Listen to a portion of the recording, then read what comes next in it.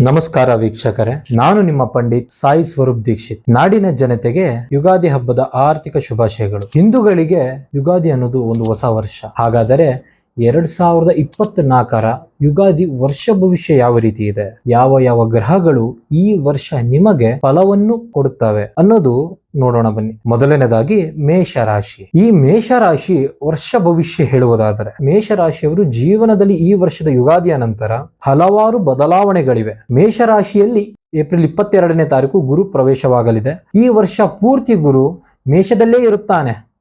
ಗುರು ಮೇಷರಾಶಿಗೆ ಉತ್ತಮ ಫಲವನ್ನೇ ಕೊಡುತ್ತಾನೆ.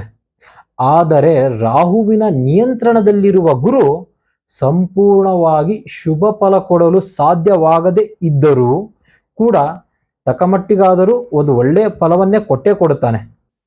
ಮೇಷರಾಶಿಯವರಿಗೆ ಶನಿದೇವನ ಕೃಪೆ ಇರುವುದರಿಂದ ಮೇಷರಾಶಿಯವರು ವರ್ಷವಿಡೀ ಲಾಭ ಸಿಗಲಿದೆ, ಶ್ರಮದ ಫಲ ಸಿಗಲಿದೆ.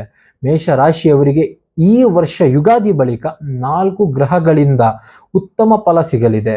ಆರ್ಥಿಕ ಜೀವನ, ಕೌಟುಂಬಿಕ ಜೀವನ ಹಾಗೂ ವೃತ್ತಿ ಜೀವನ, ಈ ತರ ಎಲ್ಲಾ ವಿಚಾರದಲ್ಲಿ ಮೇಷರಾಶಿಯವರಿಗೆ ಶುಭವೇ ಆಗಲಿದೆ.